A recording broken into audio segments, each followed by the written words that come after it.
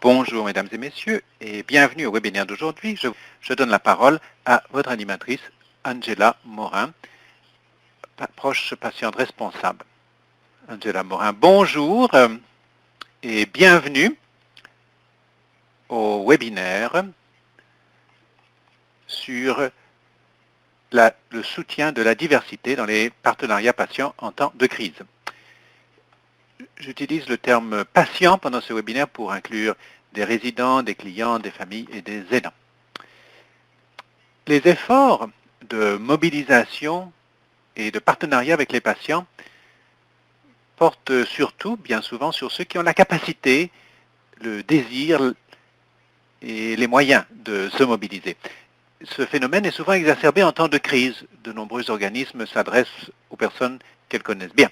Toutefois, ces efforts de mobilisation des patients ne reflètent pas nécessairement toute l'étendue des populations de patients qui utilisent des soins de santé au Canada ou qui en ont besoin, y compris des personnes ayant des antécédents ethnoculturels ou qui ne parlent ni français ni anglais ou qui se situent dans des milieux socio-économiques défavorisés, qui sont dans des conditions de logement précaires ou d'autres populations insuffisamment desservies. Donc, je m'appelle Angela Morin, je suis patiente partenaire et responsable des soins axés sur les patients et les familles à KHSC. Je suis heureuse d'animer cette séance avec Alison Koeman, coprésidente pour les patients de Sécurité des patients Canada. Je souhaite la bienvenue à Caroline Chimine qui va intervenir aujourd'hui, qui est responsable de la mobilisation des patients et du public au George N. Fahey Center for Health Innovation.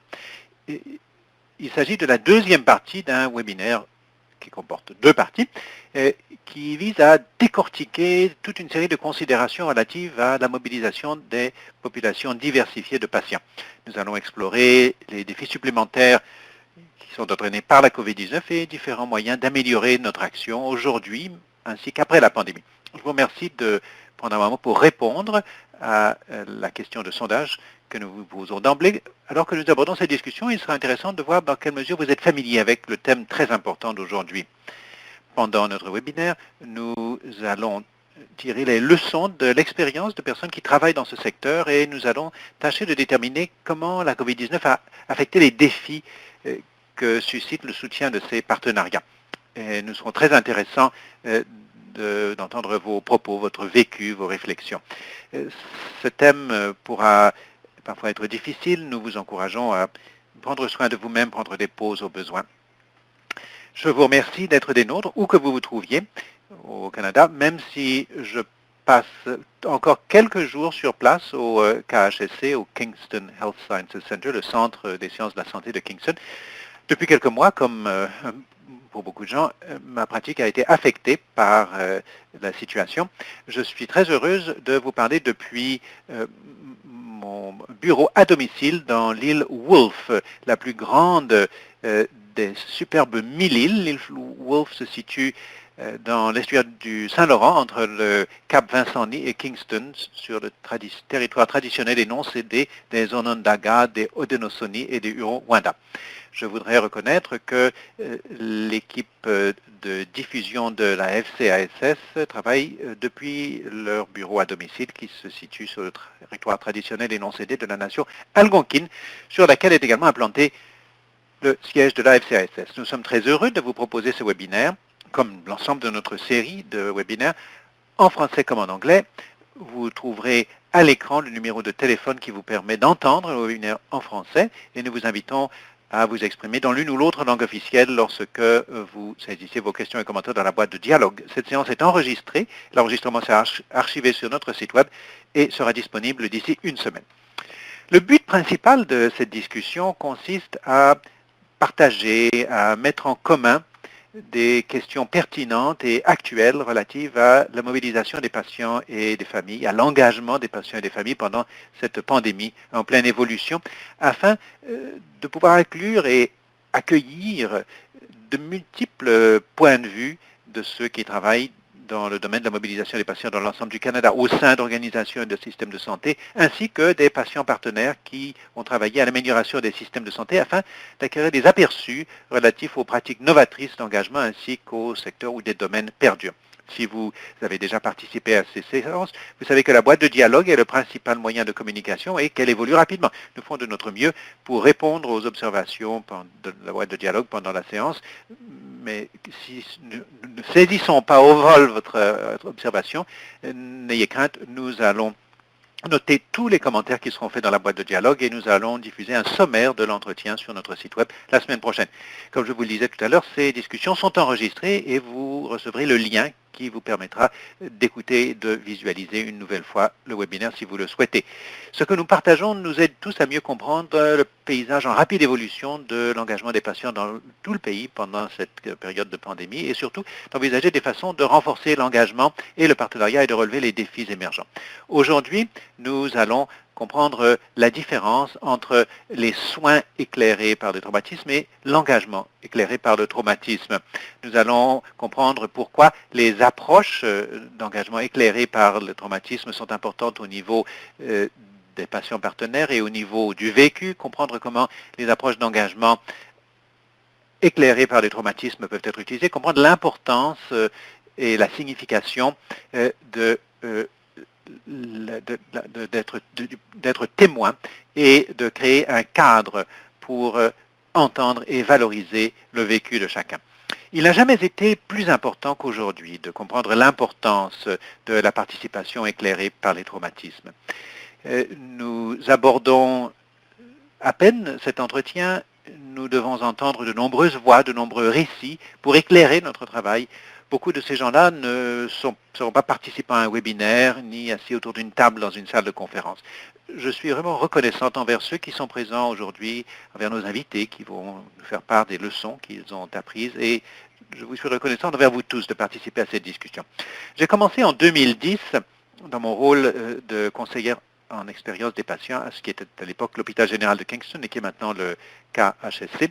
Je suis devenu patiente partenaire, patiente ressource, comme beaucoup d'autres personnes après avoir vécu le système de santé de façon très personnelle en accompagnant une amie proche dans son parcours au fil de son diagnostic de cancer et de ses soins en fin de vie. J'ai eu la possibilité de partager mes expériences selon de nombreuses modalités, dans de nombreux milieux, auprès de nombreux publics. Je l'ai toujours fait en partenariat. Et aujourd'hui, à titre de responsable de la participation axée sur les patients et les familles, je continue chaque jour de tâcher de créer un cadre pour la participation, pour le partage des expériences, un soutien des ressources.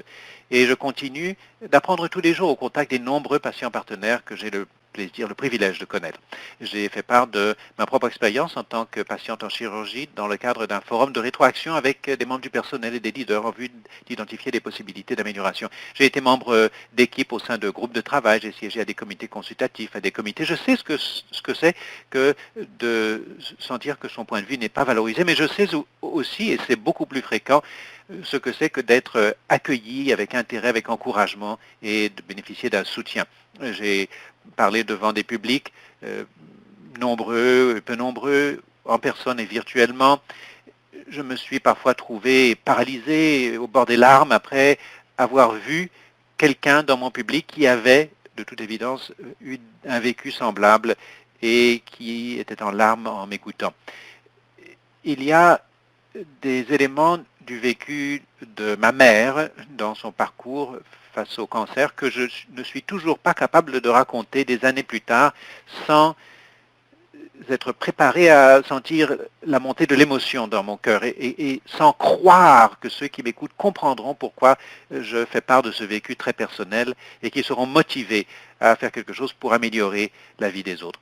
Alors que nous abordons l'avenir de la participation et que nous envisageons la manière de susciter la participation de personnes ayant des points de vue plus diversifiés, comment pouvez-vous faire en sorte que la voix de ceux que nous devons entendre soit entendue alors que nous réfléchissons à la manière de tirer les leçons de l'expérience des patients et des proches qui ont connu des traumatismes pendant la COVID-19. Nous devons réfléchir à la manière de les aborder de façon sécuritaire, avec respect et de façon véritable. Nous devons réfléchir à la manière de susciter une participation qui soit différente. Nous devons chercher des manières originales d'écouter et de réagir au vécu de ceux qui sont les plus vulnérables et qui ont le plus besoin de nous. Et nous devons rebâtir la confiance à l'égard d'un système qui a cessé de favoriser la participation des patients partenaires lorsque la situation est devenue difficile. Nous devons rebâtir la confiance à l'égard d'un système qui a exclu les familles et les partenaires de soins, physiquement exclus,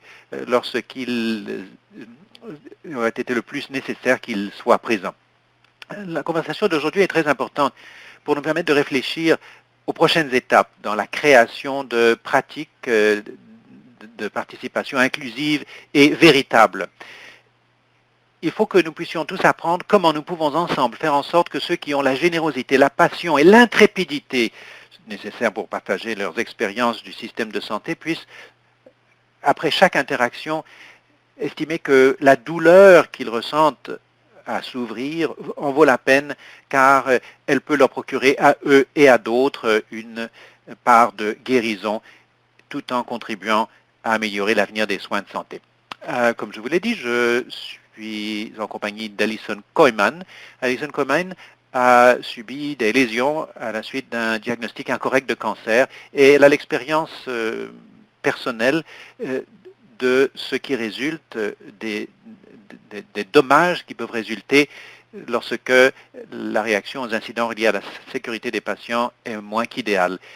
Alison est une ancienne infirmière autorisée, coprésidente de Patients pour la sécurité des patients Canada, et elle étudie actuellement en vue d'une maîtrise à l'Université de la Colombie-Britannique. Alison Koyman. Bonjour tout le monde, merci pour votre présentation, Angela. Je m'appelle Alison Koyman et je me trouve à Coldstream, en Colombie-Britannique, qui est sur le territoire traditionnel, ancestral et non cédé de la nation Salix. J'ai été invité à faire part de quelques réflexions personnelles sur le thème de la participation éclairée par les traumatismes du point de vue du patient partenaire. Je voudrais commencer par dire que je suis très heureuse de voir qu'il se fait beaucoup de travail dans ce domaine, car il s'agit d'un préalable indispensable pour faire participer les patients alors que nous continuons à tenter de nous y retrouver dans le domaine de la participation des patients, puisque c'est un domaine en pleine évolution. Je crois qu'au cœur de ce thème, il y a les méfaits qui peuvent survenir dans le cadre de la participation des patients, et à quel point il est important de se rappeler cela. Ce que l'on a reconnu, c'est la nécessité pour les patients de participer au processus d'amélioration et de prise de décision dans le secteur de la santé, mais ce qui est moins évident, c'est la manière dont on peut susciter cette participation de manière efficace et sécuritaire. Il faut signaler que la plupart des patients décident de participer après une expérience inquiétante ou traumatisante, ou même un ensemble d'expériences. Souvent, ils décident de participer parce qu'ils souhaitent contribuer à faire évoluer le système de façon authentique, significative, et parce qu'ils veulent faire entendre leur voix, faire connaître leur vécu, afin que d'autres ne les vivent pas, ces expériences traumatisantes. Et nous nous considérons comme des personnes qui peuvent contribuer à trouver des solutions aux problèmes maléfiques qui perdurent dans le système de santé. Dans mon contexte personnel, ayant vécu des méfaits dans le cadre des services de santé, j'ai commencé à participer dans l'espoir que ma contribution pourrait empêcher que quelqu'un d'autre ne subisse des méfaits semblables. Voilà le cœur de mes efforts et voilà ce qui m'impulse, voilà mon mobile. Je suis la première à reconnaître mes propres traumatismes et à le voir également chez les autres patients partenaires qui participent avec moi. Nous avons beaucoup d'entretiens sur la manière, sur la facilité avec laquelle notre vécu est utilisé, récupéré, notre vécu personnel, intime, vulnérable, viscéral, est utilisé ou récupéré alors que nous ne l'avons pas nécessairement autorisé ou que nous ne le voulions pas nécessairement. Beaucoup d'entre nous ont arrêté de partager. Beaucoup d'entre nous sont épuisés, frustrés. Quand je réfléchis à la manière dont les patients peuvent subir des méfaits dans le processus de participation, je réfléchis à la nature des organisations de santé dont la composition structurelle est en général rigide et qui ne permet pas la souplesse nécessaire pour réussir la participation des patients. Parfois, les processus organisationnels sont en eux-mêmes nuisibles pour les patients partenaires. C'est particulièrement le cas chez les partenaires autochtones. Pour moi, la participation des patients est une négociation, un arbitrage. Je vais vous aider à trouver des solutions authentiques pour les patients en m'ouvrant, en partageant ma propre vulnérabilité, mon expérience, mais j'ai une attente. Je m'attends à être authentiquement membre de l'équipe. Je m'attends à disposer d'un cadre où je peux partager mes pensées, mon vécu en sécurité. Et je m'attends à recevoir une reconnaissance, quelle qu'en soit la forme pour mes efforts. Et je m'attends également à ce que si je partage ma douleur, qu'elle ne sera pas écartée et que vous éprouverez le sentiment que vous avez le devoir d'agir. Beaucoup d'entre nous, patients, sont très sensibles au fait que nos idées sont inspirées, sont utilisées simplement pour inspirer les autres sans considération pour nous. Il s'agit d'une récupération, d'une exploitation. Ce n'est pas pour cela que nous sommes ici. En outre, il existe un processus qui vient du sommet des organisations en vue de gérer les attentes des patients qui participent. Très souvent, les paramètres très clairs sont fixés pour déterminer comment nous participons et ce que nous sommes autorisés à contribuer. Pour moi qui détiens un vécu douloureux, j'ai éprouvé beaucoup de difficultés à trouver des espaces où j'aurais des auditeurs qui seraient prêts à m'écouter, sans même parler d'agir en réponse à ce que je leur disais. Je voudrais susciter un mouvement vers une approche plus relationnelle de la participation des patients, en vue de cultiver une approche réfléchie en vue de favoriser et de pérenniser des relations de qualité et équilibrées.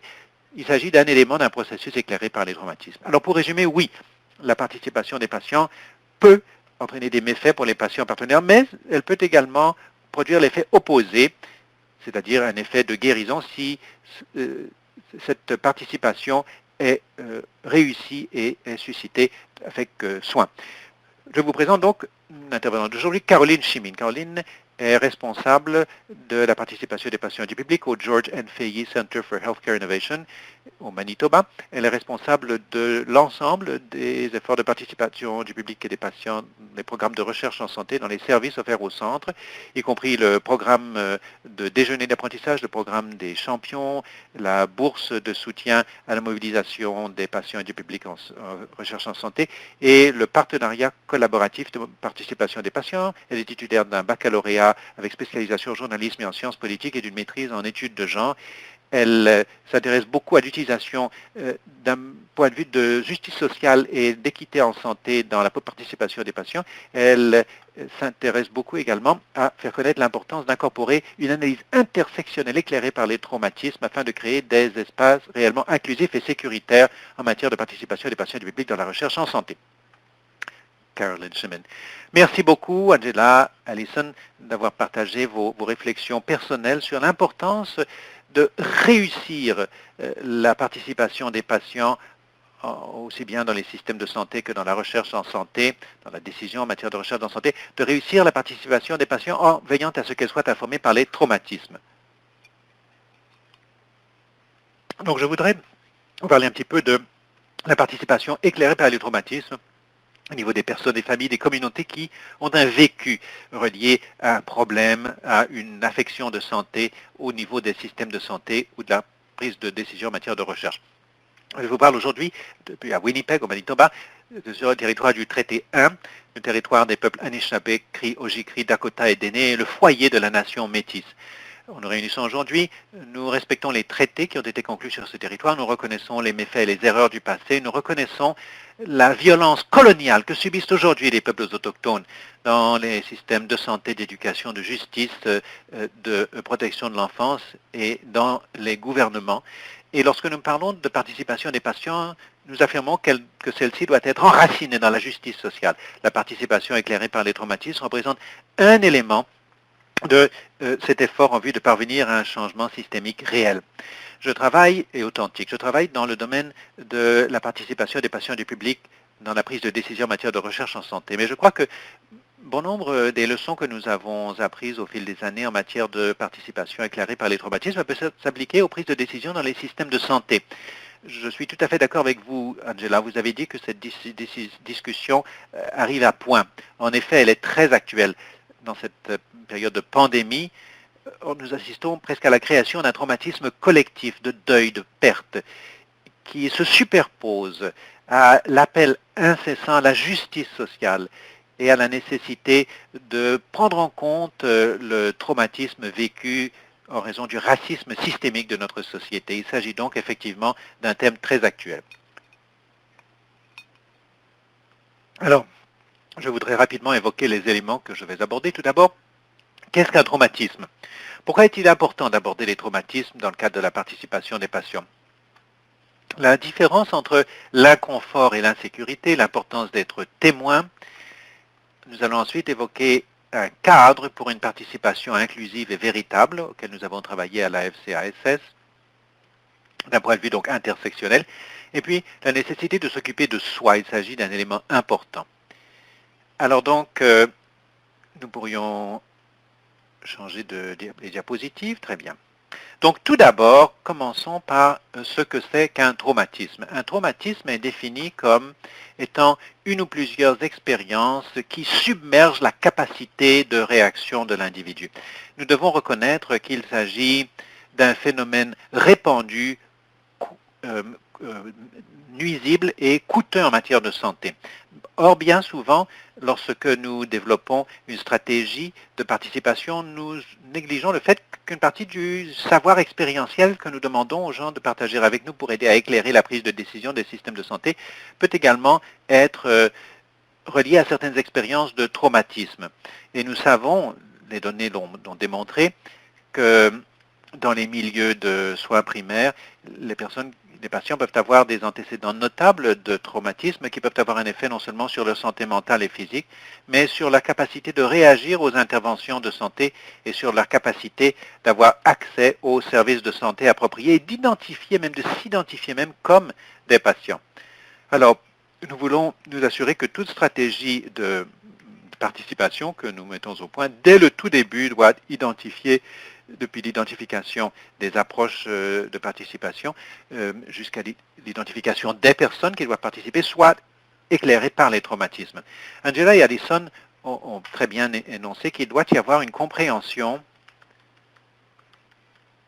du fait que les services de santé qui visent à fournir des services et un soutien aux personnes peuvent être une cause de traumatisme. Par exemple, l'utilisation de pratiques coercitives comme l'enfermement ou la contention dans les systèmes de santé mentale peuvent créer un nouveau traumatisme pour des personnes qui ont déjà eu des antécédents importants de traumatisme avant même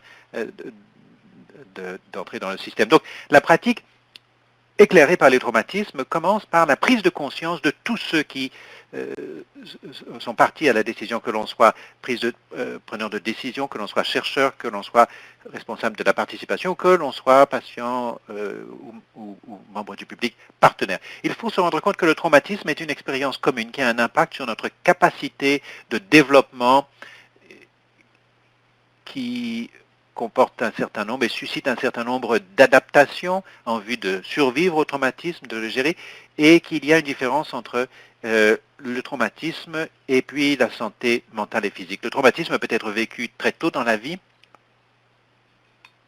Par exemple, les sévices physiques, psychologiques, sociaux, sexuels aux enfants, le fait d'être témoin de la violence, la perturbation des attachements, ou bien plus tard dans la vie, des expériences comme la violence, les accidents, des catastrophes naturelles, des guerres, des pertes, des deuils soudains et inattendus, et d'autres événements qui échappent au contrôle de la personne.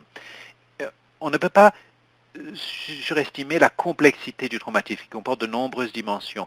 L'ampleur de celui-ci, sa fréquence, sa durée, sa nature, l'âge auquel il survient et s'il survient d'une source interpersonnelle ou externe. Nous distinguons généralement 5 types de traumatisme. Le traumatisme lié à un incident unique, c'est-à-dire lorsqu'un incident se produit, un accident, une catastrophe naturelle, un épisode unique d'agression, d'abus, un deuil soudain, le fait d'être témoin de violence qui constitue un événement en soi. Quand nous songeons au système de santé, les femmes qui vivent la perte d'une grossesse peuvent devoir gérer des traumatismes profonds. Ensuite, il y a les traumatismes répétés, constants, dans lesquels les abus sont constants, violence familiale, guerre, et souvent, il s'agit de femmes qui sont prises au piège. Par exemple, dans le système de santé, récemment, les survivants du cancer dans l'enfance, lorsqu'ils deviennent adultes, doivent gérer des troubles de stress post-traumatique. Alors, il y a des exemples à cet égard qui résultent de l'exposition au traumatisme répétitif dans l'enfance, l'abandon, les mauvais traitements, le fait d'accueillir, d'assister, d'être témoin de violences, de décès ou d'être victime de coercition. Bien souvent, ces traumatismes sont vécus dans le cadre des relations avec les parents et cela entrave la formation d'attachement. Ensuite, il y a les traumatismes des traumatismes vécus par des personnes qui vivent avec des personnes victimes de traumatismes. Des comportements d'adaptation qui sont élaborés en réponse au traumatisme peuvent être transférés d'une génération à la suivante. Ensuite, il y a les traumatismes historiques. Le dernier point, il s'agit du traumatisme liés à des lésions, des blessures psychologiques accumulées d'une génération à l'autre. Et ces traumatismes collectifs sont infligés par les systèmes oppressants et dominateurs de pouvoir. Quelques exemples, le génocide, le colonialisme, l'esclavage ou la guerre. Les communautés de réfugiés en particulier, mais aussi au Canada,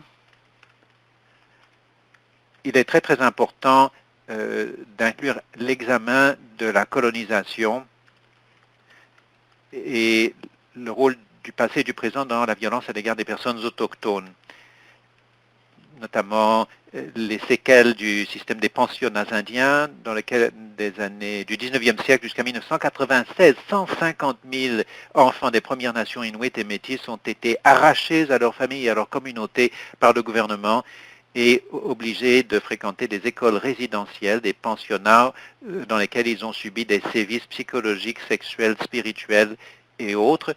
En outre, la rafle des années 60, dans laquelle des milliers d'enfants autochtones ont été encore une fois arrachés à leur famille.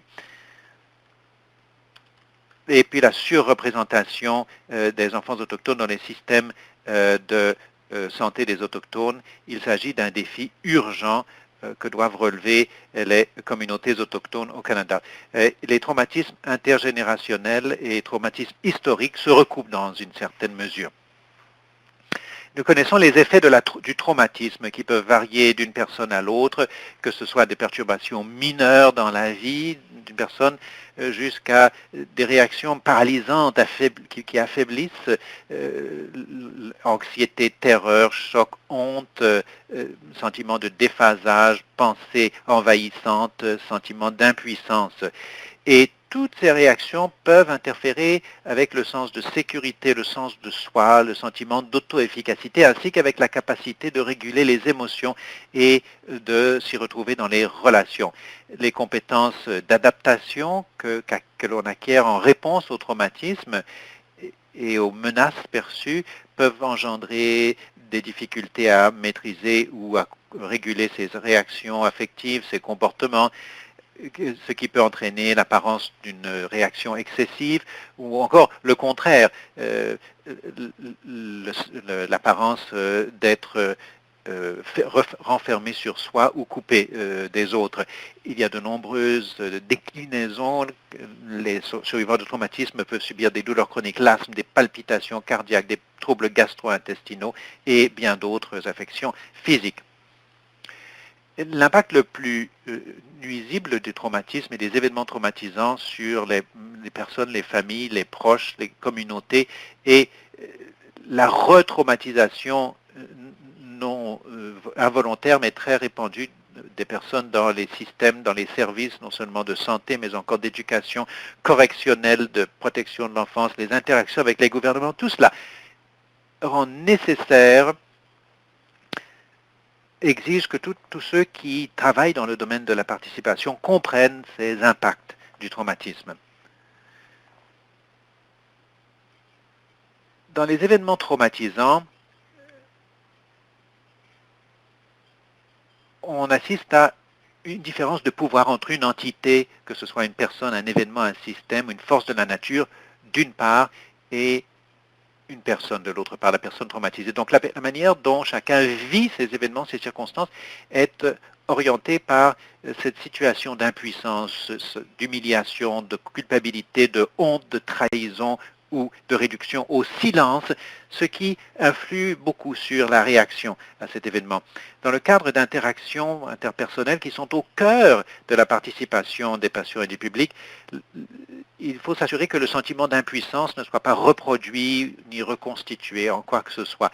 Les patients partenaires abordent la participation à partir de vécus très différents qui influent ce qu'ils ressentent, ce qu'ils pensent, ce qu'ils éprouvent dans leurs interactions avec les décideurs en matière de santé, les professionnels de santé, les cliniciens, les professionnels de la participation. Donc,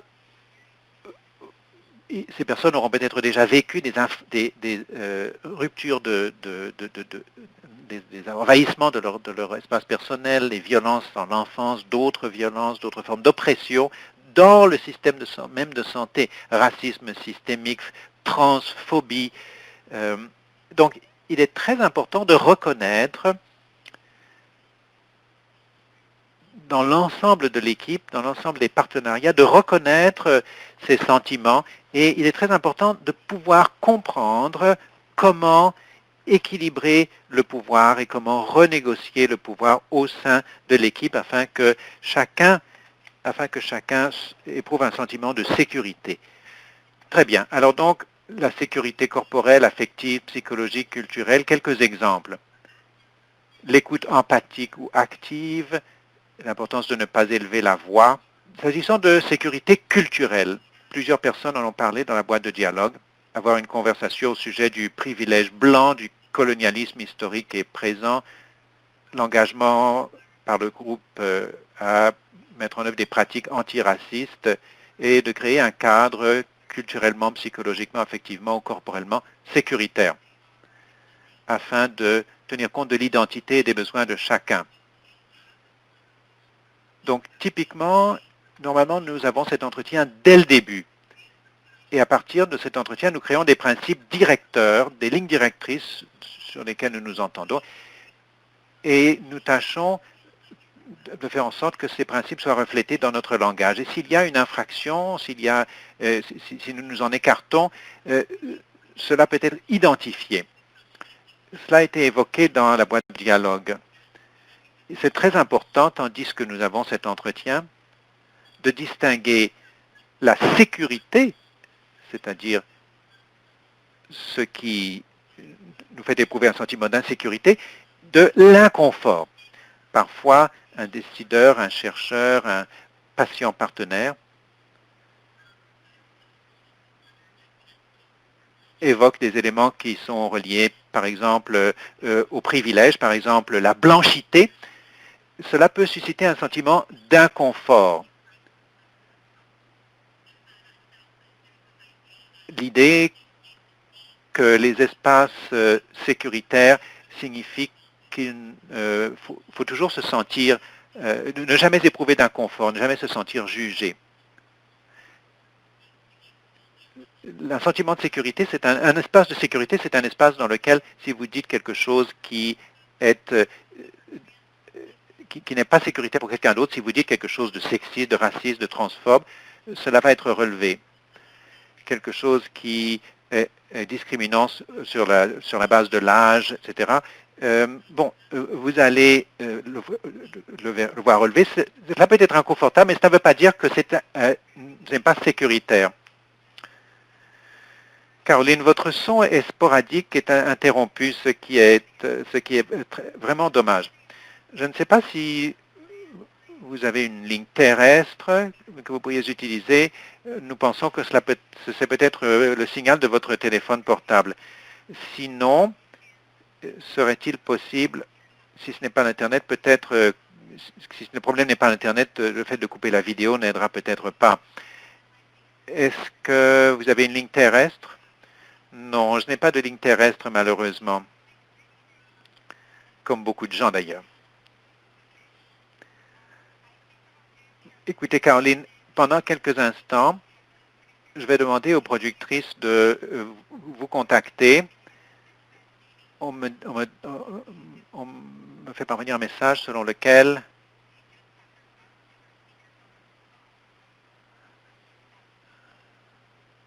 un moment, je vous prie.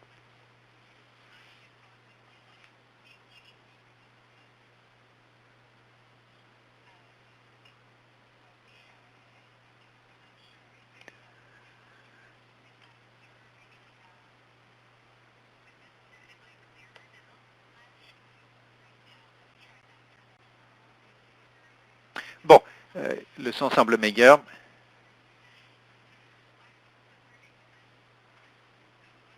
Bon, alors, je vous prie vraiment d'excuser tous ces problèmes de son.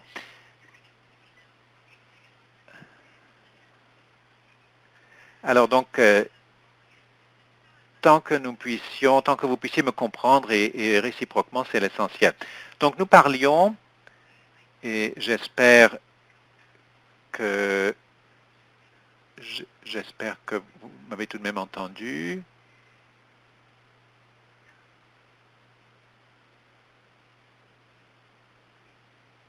Bon.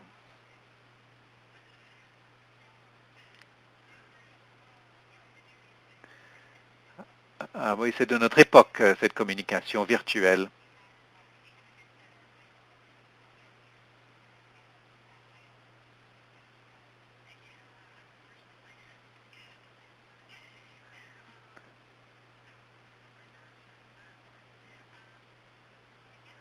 Bon. Alors donc il s'agit de reconnaître la différence entre l'insécurité et l'inconfort. Il s'agit d'un élément important. Un espace sécuritaire ne signifie pas toujours que vous allez éviter tout inconfort, que vous allez pouvoir vous exprimer sans être jugé, parce que si vous dites quelque chose qui nuit à quelqu'un d'autre, cela va être relevé. Si vous dites quelque chose qui est considéré comme étant raciste, sexiste, homophobe, transphobe, cela va être relevé, ou discriminant sur la base des handicaps ou de l'âge ou pour toute autre raison. Donc, l'inconfort ne signifie pas nécessairement l'insécurité. Donc, dans la participation des patients et du public dans la prise de décision dans les systèmes de santé, à quoi cela ressemble? Mettons qu'un patient partenaire pourrait contester le programme ou le service, le fait que les programmes ou les services dirigés par un décideur en matière de santé ne tiennent pas compte des besoins des personnes de couleur ou autochtones qui doivent surmonter des obstacles supplémentaires. Donc, une telle contestation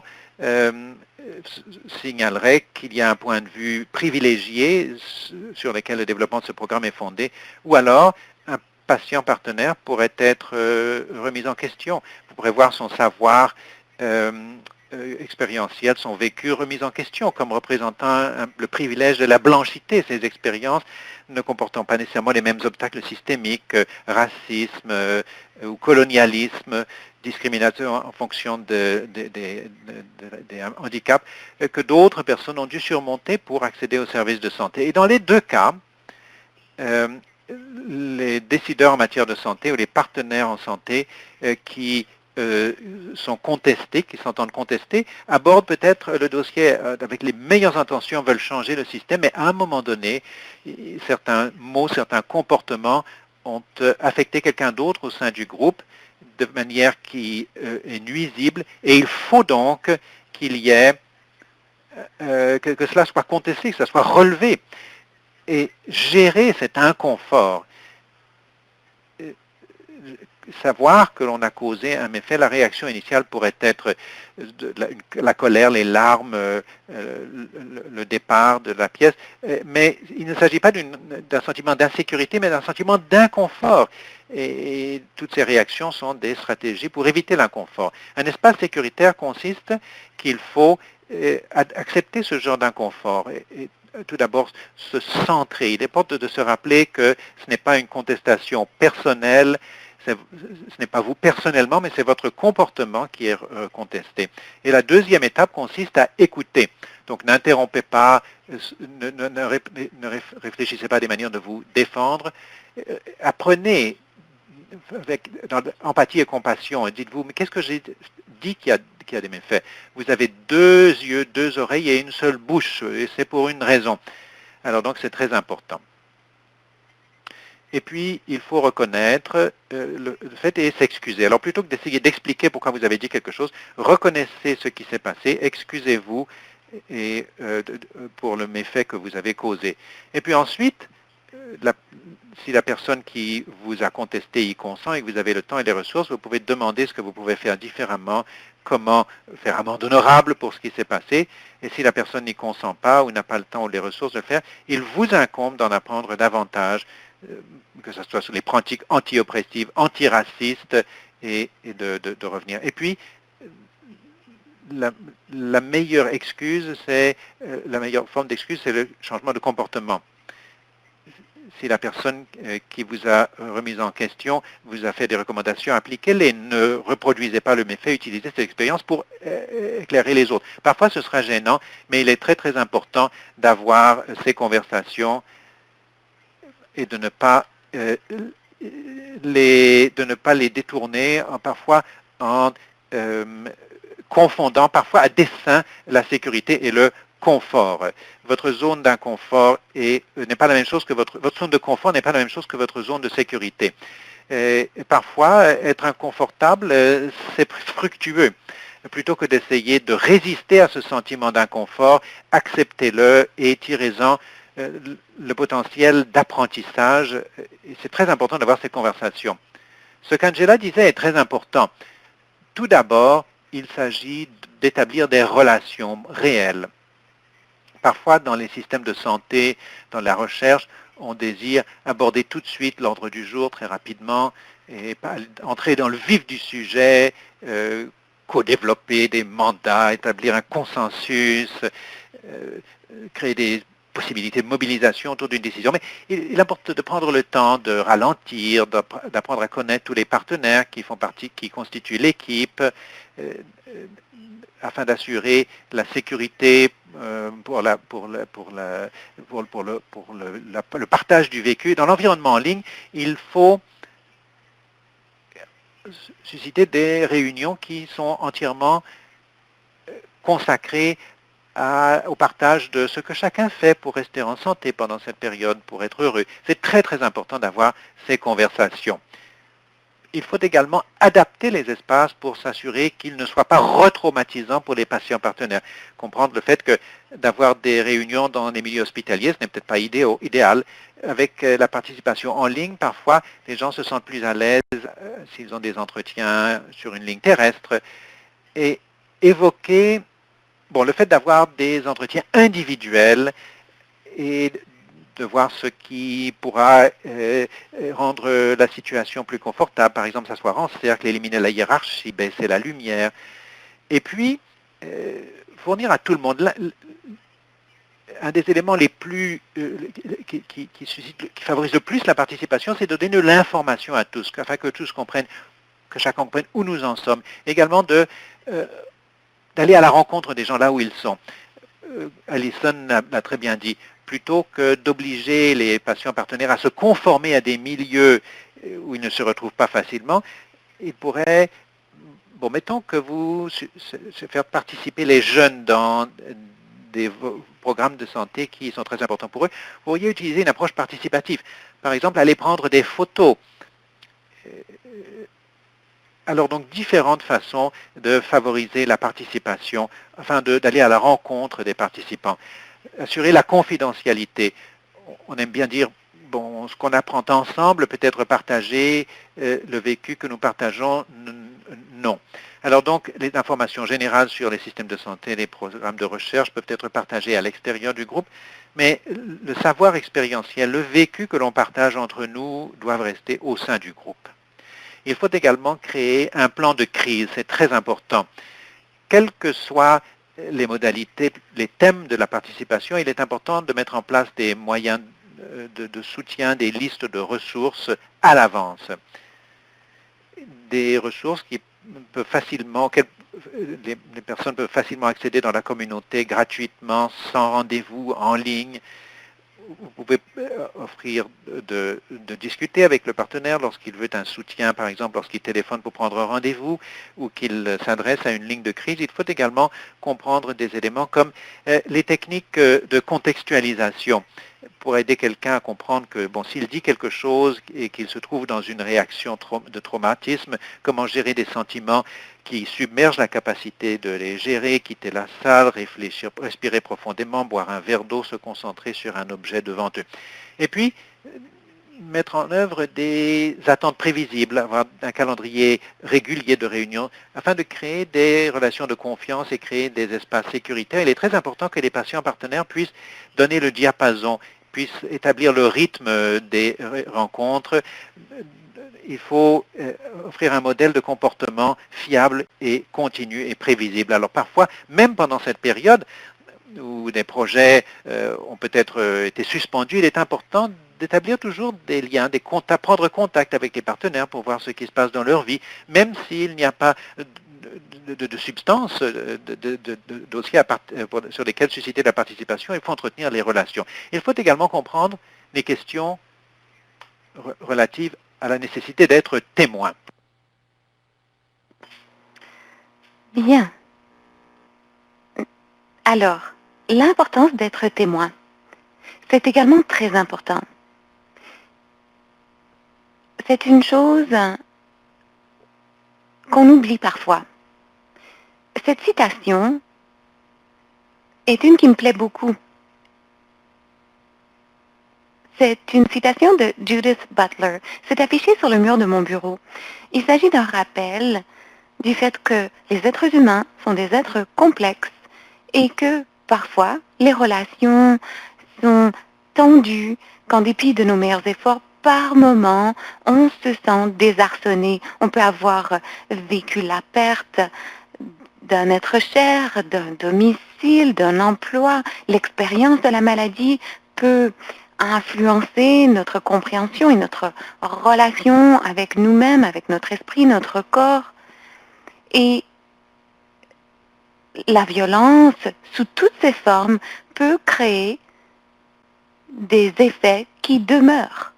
Et les traumatismes peuvent créer un sentiment de perte de contrôle par rapport à son corps, ses réflexions, ses mots, ses paroles, et cela peut créer ce sentiment d'impuissance. Ainsi, parfois, on a l'impression d'être décousu. Et il est très important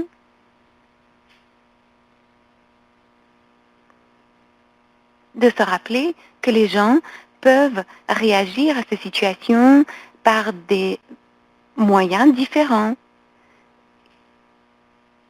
Lorsqu'on parle de participation, on veut permettre aux gens de se faire entendre.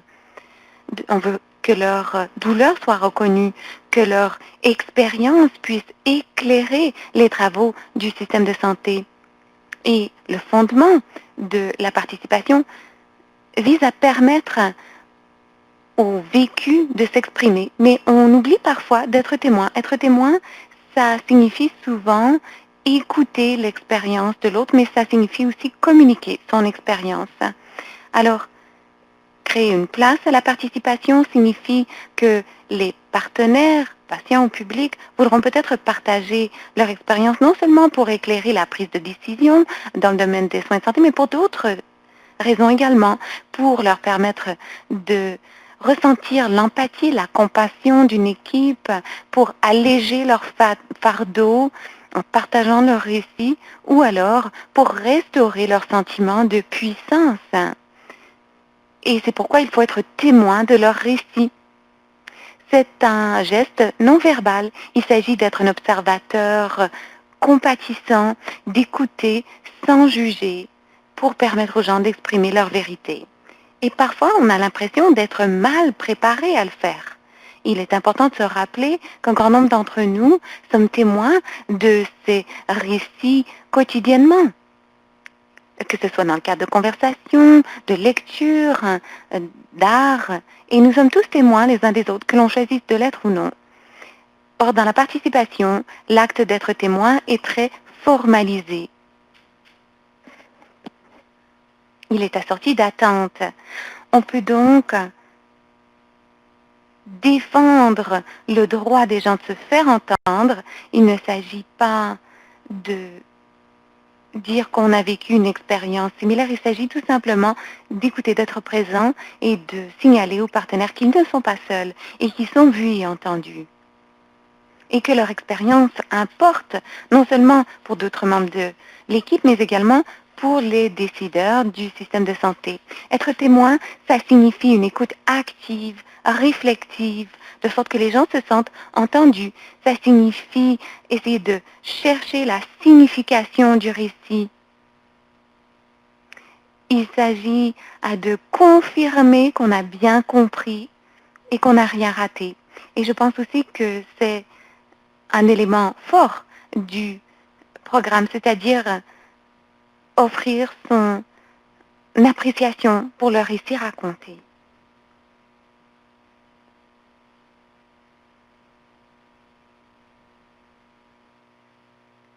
Je vais sauter une partie de mon propos parce que je vois que le temps file.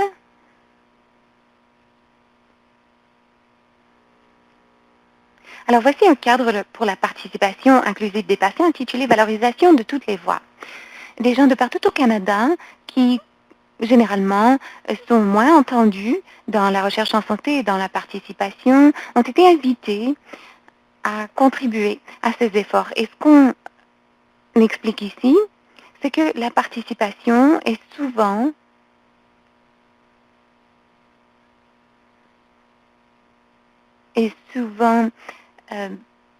ou enfin n'est pas toujours représentative. L'objectif du cadre est de contextualiser le partenariat de sorte que l'on améliore la sécurité, l'équité.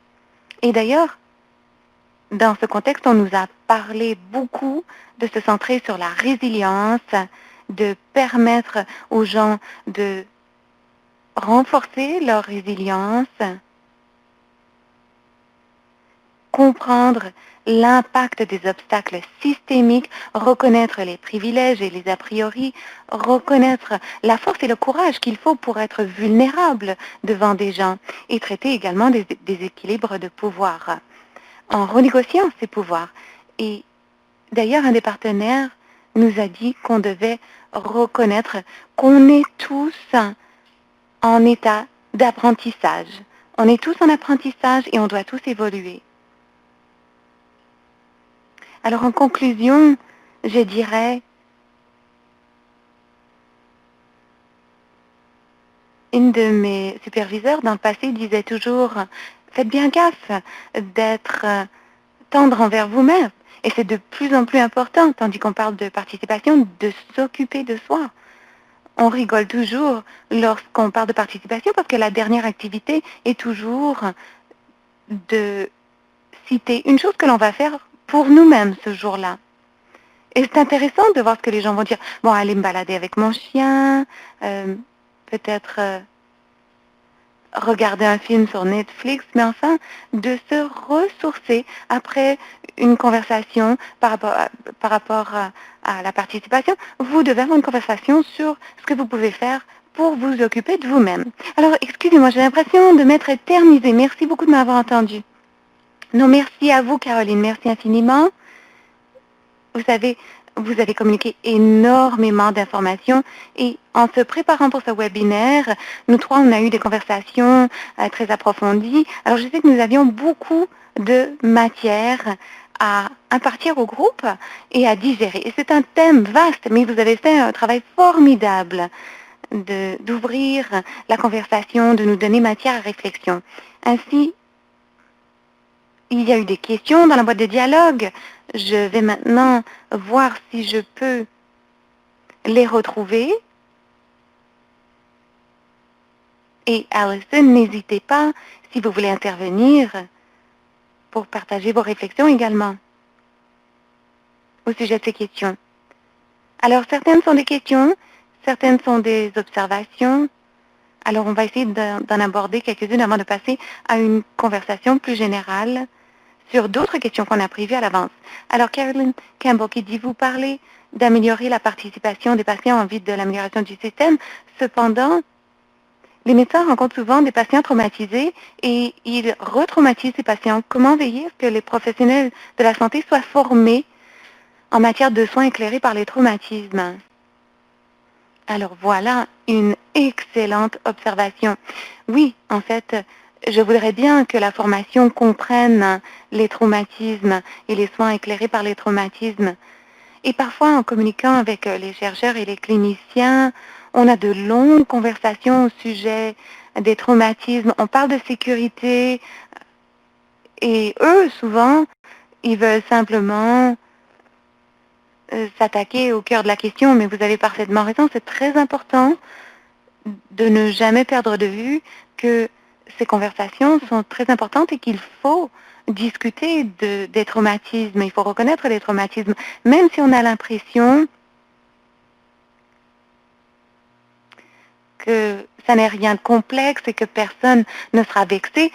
Ça n'est pas le cas. Des gens peuvent être chatouillés par toutes sortes de choses, donc il faut s'y préparer et il faut veiller à ce que l'on tienne compte des besoins de chacun en matière de sécurité. Parfois, ça signifie répéter la même chose auprès des chercheurs et des cliniciens, à l'effet qu'on doit absolument tenir compte des traumatismes. Et si ça n'est pas possible, dans ce cas-là, parfois, il faut faire appel à un animateur tiers qui puisse orienter les conversations. Merci beaucoup. De Belinda Boyd. Caroline, merci pour cette information très importante. Avez-vous des suggestions concernant une déclaration d'ouverture dans une séance de participation pour créer ce contexte sécuritaire pour les participants? Ah, voilà une excellente question. C'est vrai que très souvent, on a une déclaration sur l'établissement de relations avant de faire un remue-ménage. Et ensuite, on a une conversation sur la sécurité où on inclut les principes directeurs de la sécurité. Et ça peut prendre quelques rencontres, vous savez, pour s'y habituer, parce que les gens doivent réfléchir à ce qui les aidera en matière de relations. Alors, c'est un dialogue continu, une conversation qui doit se poursuivre davantage qu'une déclaration liminaire. Je pense qu'il faut en parler chaque fois qu'on se réunit pour veiller à ce que tout le monde comprenne qu'on parle tous le même langage. Merci. Une question. Comment éviter de se servir des clients pour des fins d'éducation, par exemple devant la communauté? Ah, alors là, je pense qu'il est question de participation inclusive. Vous savez, lorsqu'on pense à faire participer des gens qui ont une expérience vécue, on peut poser des questions comme qui vit ce problème de santé? Est-ce que ça touche les hommes et les femmes différemment? Qui a un accès variable aux soins? Quand on parle à la transphobie, au racisme systémique, il faut veiller à ce qu'il y ait une bonne représentativité de ces minorités et créer un espace sûr où on peut se contester parce que vous savez, parfois, j'ai vu des événements où un patient partenaire doit parler au nom de tout un groupe de gens qui ont une expérience vécue. Manifestement, ça n'est pas possible. Pour ce qu'on fait en matière de traumatisme et d'intersectionnalité, on demande à l'ensemble de l'équipe d'avoir une conversation sur la pratique réflexive où tout le monde, même les professionnels de la santé et les patients partenaires, doivent réfléchir à leur propre statut social, ce que ça signifie par rapport au système de pouvoir et d'oppression et comment reconnaître ces situations. C'est ce qui permet à tout le monde de penser à son propre contexte et des moyens par lesquels leur contexte diffère de celui des autres et de veiller à ce que tout le monde explique qu'il nous faut une meilleure représentativité. Donc, que l'on souligne par exemple que les personnes qui ont un statut économique différent ne sont pas représentées, donc il faut trouver un moyen de les mobiliser. Alison, je me demandais si vous aviez quelque chose à dire à ce propos, selon votre expérience. Avez-vous ressenti cela comme patiente partenaire, enfin que tout reposait sur vos épaules? Excusez-moi, je comprends peut-être mal votre question, Angela. Eh bien, je me demandais, est-ce que vous avez l'impression qu'on vous demande de représenter tous les patients partenaires. Est-ce que ça rejoint votre expérience? Ou avez-vous des recommandations, même pour les patients partenaires qui se retrouvent en pareille situation? Oui, je pense que c'est un grave problème. Et je pense qu'on choisit un peu les patients partenaires à dessein. Alors parfois, on se retrouve à représenter beaucoup d'autres gens. Et nous aussi, vous savez, on vit ces difficultés au sein de notre groupe Patients pour la sécurité des patients Canada. On constate certains segments démographiques, souvent, dans des rôles de participation qui ne sont pas représentatifs du tout. Donc, il y a beaucoup de chemin à faire. Pour moi, comme femme blanche, diplômée de l'université, relativement à l'aise avec les contextes formels, c'est peut-être plus facile de travailler avec moi, ou c'est la perception du système. Alors je pense qu'il faut effectivement déboulonner ces mythes et essayer de trouver des moyens de mobiliser plus de gens, parce qu'on fait beaucoup de participation, mais si la participation n'est pas inclusive, à quoi bon? Oui, en plus de ce que vous dites, Alison, on doit aussi réfléchir à une multitude de méthodes, c'est-à-dire pas simplement se rencontrer autour d'une table et d'avoir des rencontres formelles. Si vous voulez mobiliser des jeunes, on voudra peut-être se servir de centres davantage axés sur les arts, ou alors peut-être que vous voudrez aller dans des événements communautaires, de sorte que vous puissiez entendre la communauté et la trouver là où elle évolue. Alors vous devez trouver les meilleurs moyens possibles de mobiliser vos parties prenantes plutôt que d'imposer votre méthode. On a eu toutes sortes de cas où, effectivement, on s'est adressé à des communautés par la voie, par exemple, d'une tribune téléphonique à la radio. Enfin, on essaie de trouver des moyens différents de communiquer avec les gens. Mais effectivement, il faut continuer d'y travailler, il faut continuer de faire preuve de plus de souplesse.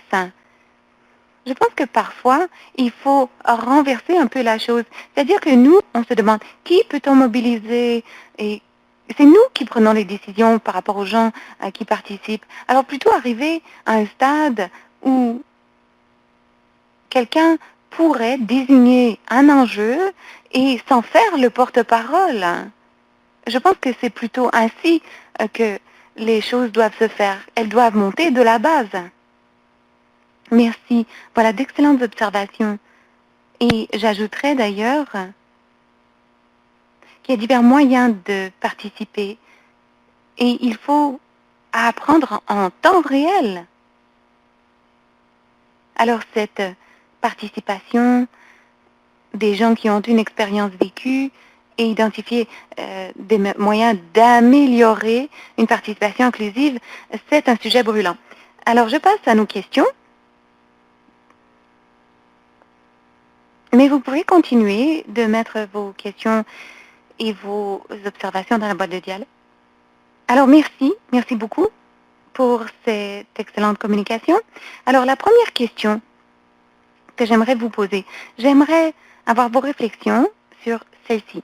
Pour vous, que signifie sécurité corporelle, psychologique, affective, culturelle? À quoi ressemble-t-elle et comment la ressentez-vous?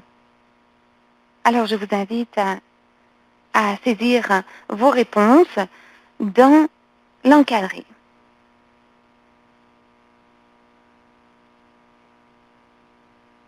Et Caroline, si vous avez des messages clés à ce sujet, vous pouvez les partager si vous le voulez. Alors, je trouve que lorsqu'on fait ce genre d'exercice, bon, la sécurité est définie différemment pour ce groupe de personnes par rapport à un autre groupe. Alors, c'est toujours très intéressant de voir ce que répondent les gens, comment ils le définissent pour eux-mêmes.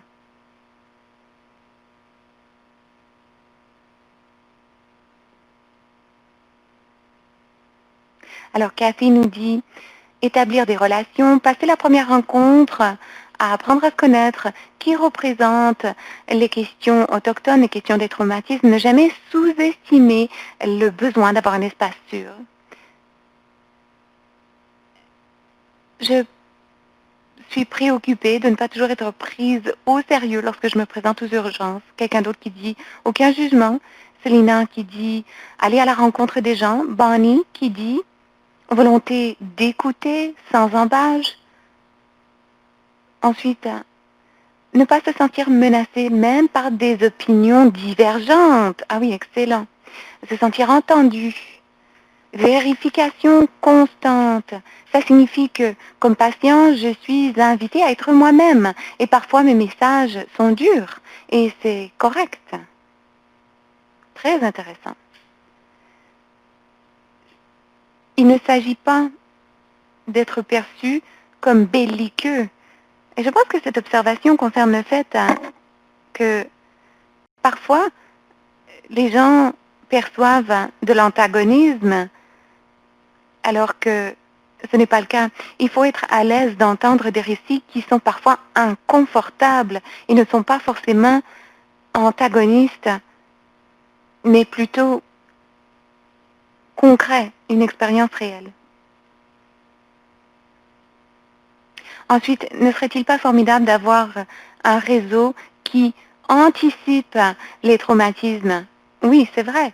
C'est-à-dire que nous avons les soins directs, et nous avons les soins éclairés par les traumatismes dans le réseau, mais il y a aussi l'aspect de la participation à conjuguer avec cela.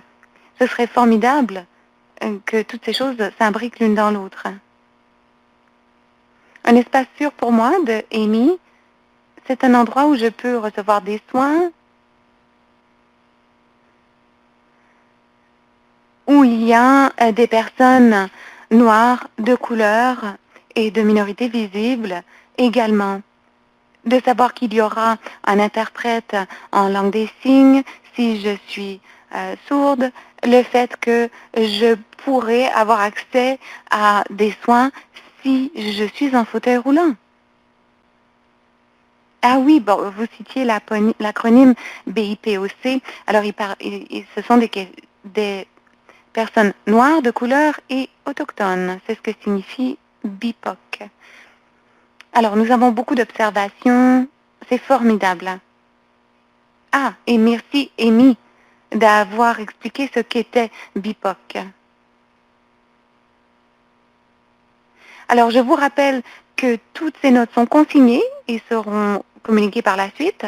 Alors, je passe à la prochaine question afin que nous puissions continuer de converser. Alors, quelle est la différence entre se sentir mal à l'aise plutôt que se sentir en danger? Pourquoi cette distinction est-elle importante et que cela signifie-t-il pour le domaine de la participation éclairée par les traumatismes? C'est fort intéressant.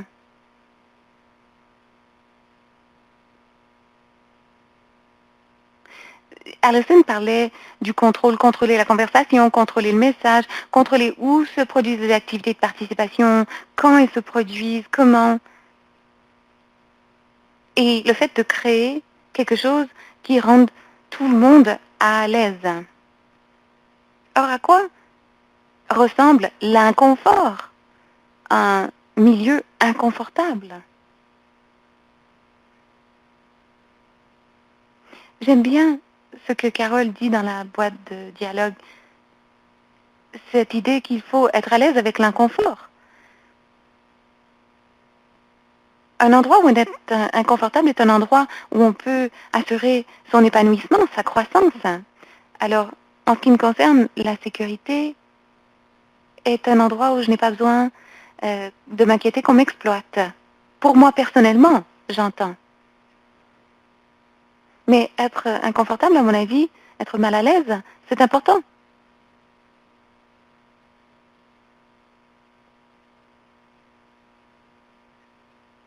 Et évidemment, il faut accepter de se mouiller. On n'arrive à rien si on n'accepte pas de se mouiller. Caroline, vous auriez quelque chose à ajouter là-dessus? Oui, écoutez, je suis tout à fait d'accord avec Alison à ce propos. Et c'est rattaché à une certaine vulnérabilité. Parfois, on est mal à l'aise. Et ça n'est pas forcément une mauvaise chose, surtout quand on pense à renégocier les déséquilibres des pouvoirs. Par exemple, si un professionnel de la santé veut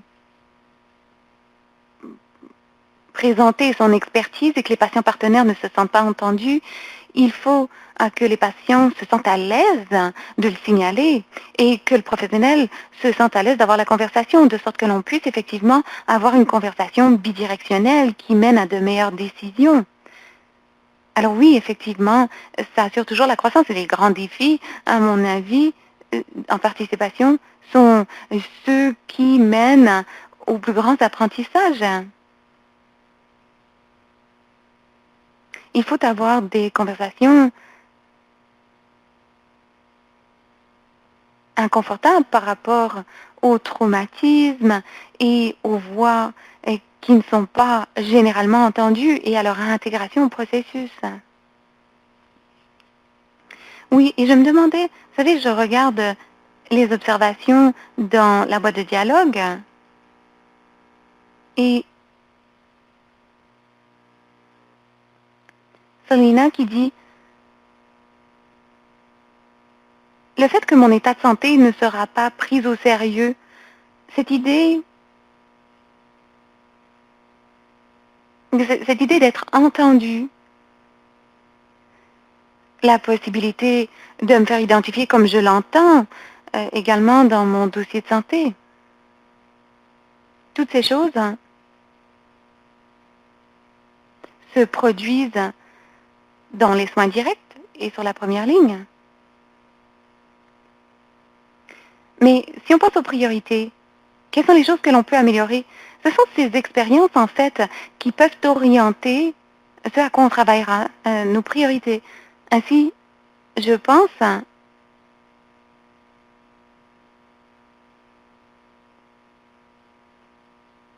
que il faut accepter l'inconfort, mais ce n'est pas facile. De Emima, pour moi, un endroit sûr. Ah non, je l'ai peut-être déjà lu, désolée. Je l'ai déjà lu. Un endroit inconfortable est un endroit où on apprend. J'apprends à déceler mes a priori. Oui, on n'a pas beaucoup parlé de cela, des a priori. Et je pense que lorsqu'on regarde ces conversations sur la participation, enfin, je ne sais pas ce que vous en pensez, mais à l'occasion, le patient partenaire soulève quelque chose qui est une priorité pour lui et les autres n'estiment pas que c'est ni une priorité ni un problème probablement parce que leur point de vue est radicalement différent. Alison, Caroline, vous avez quelque chose à ajouter sur les a priori implicites?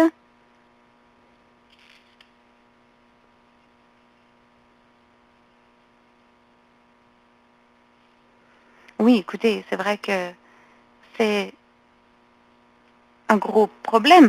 Et évidemment, c'est pour ça que les exercices d'auto-réflexion sont très importants en début de rencontre. Et d'ailleurs, lorsque je discute avec des chercheurs et des cliniciens, ça peut être très inconfortable parce que je pense que dans le contexte de la recherche en santé, on a cette idée d'être impartial, mais enfin, c'est un peu difficile à concrétiser. Et donc, il est important de faire reconnaître aux chercheurs et aux cliniciens qui doivent faire ce travail d'introspection. Ils doivent comprendre quel est leur privilège, quel est leur statut socio-économique et comment leur contexte peut jeter un éclairage sur un enjeu particulier, de sorte qu'en groupe, on puisse ensuite contester ce que quelqu'un dit et que même les chercheurs et les cliniciens comprennent qu'effectivement, ils ont un privilège. Eileen dit, inconfortable, ça signifie ne pas être respecté, comme si on n'était pas au même niveau que les membres de l'équipe professionnelle. On le voit dans le langage qui est employé dans les rencontres, des présomptions qui sont faites sur les niveaux de compréhension. L'inconfort découle de la réflexion, mais l'insécurité mène à des blessures. Ça, c'est une excellente observation. Kate. L'inconfort, c'est quand on est poussé à réfléchir et agir en dehors de sa zone de confort. Un manque de sécurité, c'est quand on a une réaction à une observation et un groupe qui manque de respect envers vos opinions, en dépit de vos efforts. Alors, merci d'avoir partagé cela, Kate. Ça me fait réfléchir à votre observation, Alison, au tout début de la rencontre. Vous avez dit que les patients partenaires, très souvent, souffrent de surmenage. Ils souffrent de lassitude parce qu'ils se sentent énormément frustrés. Ils ont l'impression de partager, de se servir de leur expérience pour tâcher d'améliorer les choses, mais ils ne constatent pas de changement. Et je le constate dans nos services. Parfois, on passe beaucoup de temps et d'énergie à quelque chose et ensuite, on a une expérience hospitalière qui est moins que reluisante et on se demande, mais à quoi bon? Pourquoi est-ce que je m'entête? Alors, je trouve que c'est une observation très intéressante, ce sentiment que l'on manque de respect envers soi. À quoi ressemble ce manque de respect pour les patients et les patients partenaires?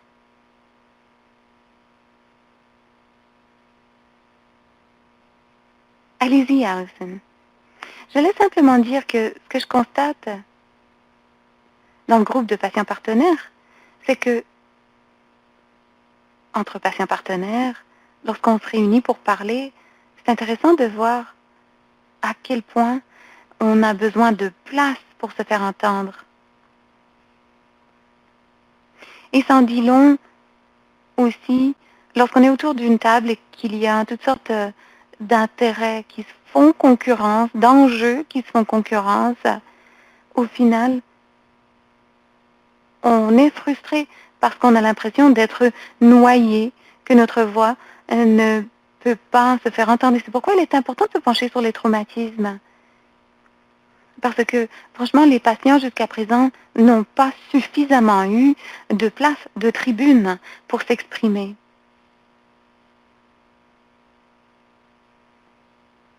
Oui, et vous savez, lorsque je songe aux nouveaux moyens d'assurer la participation, une chose qui est importante à mon avis, il y a certaines choses qu'on fait pour le moment qui sont fort intéressantes. Une d'entre elles, c'est que tandis qu'on entend des choses qui viennent du service de relation avec les patients, c'est un moyen d'être mis au parfum d'un problème, mais très souvent, ce n'est pas comme ça que les gens ne vont pas forcément s'adresser au service de relation avec les patients. Et comme Caroline le disait au début, on devrait plutôt prévenir les traumatismes au départ. Souvent, les patients se parlent entre eux de leur expérience. Alors, il s'agit de créer des possibilités pour ces conversations d'avoir lieu. Et quand le personnel peut-il lui aussi participer à ces conversations? Y a-t-il des mécanismes qui permettraient aux patients et aux familles de partager leur doléance en temps voulu? Et est-ce que le réseau ne pourrait pas être plus ouvert, plus réceptif par rapport à ces observations? Alors, je pense effectivement qu'il faut créer ces mécanismes par divers moyens pour que les gens se sentent en sécurité, capables d'exprimer leur point de vue. Linda qui dit, on peut apprendre même lorsqu'on est peu confortable, mais lorsqu'on n'est pas en sécurité, on est essentiellement bâillonné.